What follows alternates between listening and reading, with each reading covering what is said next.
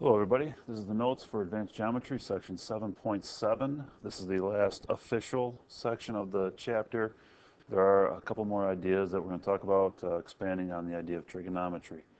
But this kind of brings a lot of the stuff together, this section here. The main thing is solving a right triangle. And so to solve a right triangle, what that means is to basically figure out everything. You're going to end up knowing all of the side lengths and all the angle measurements. So everything that we've talked about can come into play here, whether it's using Pythagorean Theorem, some of the angles being 180,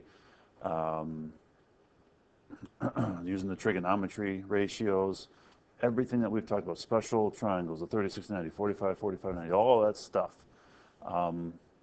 You're going to use anything that you know to figure out all side lengths and all angle measurements. All right. In order to solve a right triangle, you must know that a couple of things. You got to know it's a right triangle first off. Once you know that, then you either need to know two side lengths, or you can know a side length and then a measurement of one of the acute angles. So basically going to break it down into a couple of things. So there's going to be 2 videos at a minimum for this section. If you know the side length and an acute angle measurement, what you're going to do is use a trig ratio. Now, which trig ratio? Well, that depends on which side you know and what side you're going to try to find first.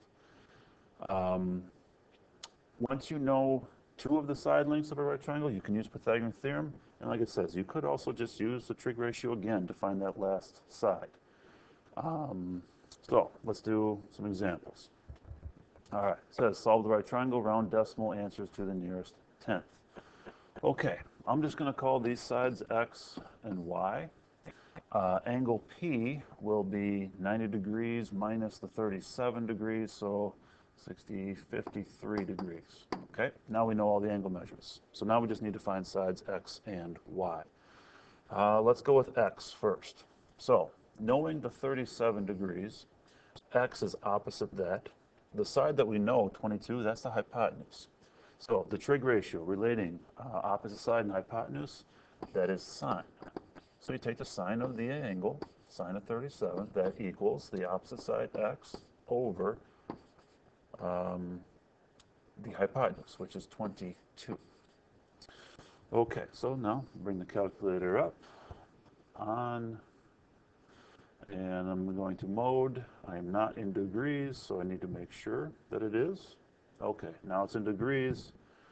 I got the sine of 37 degrees. Hit enter. To solve for x, I'm going to multiply by 22.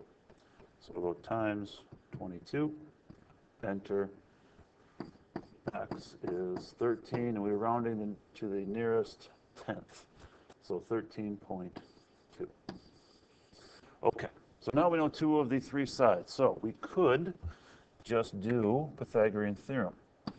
13.2 squared plus y squared would equal 22 squared. Solve that for y. That is no problem to do.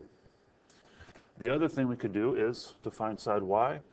It's the adjacent side to that 37, and we know the hypotenuse, so that would be cosine. Cosine of 37 degrees would equal the adjacent over hypotenuse. All right, so let me move the calculator a little bit here. Cosine 37, enter. We're going to multiply by 22, enter.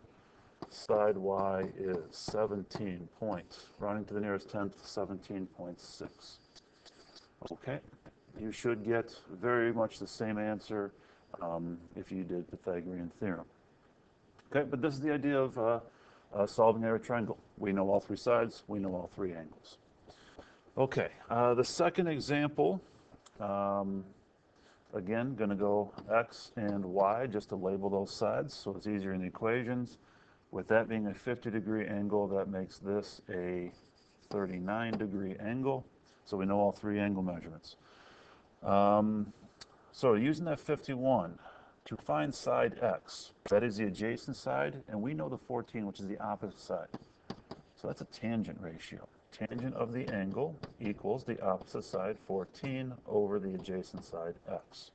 Okay, you've done a bunch of these problems figuring out the sine and cosine value. So I'm just going to set this up, solve for x. To find side y, that is the hypotenuse. 14 is still the opposite. So now we're looking at the sine ratio. So sine of the angle equals opposite side over hypotenuse. Now we've got all three sides.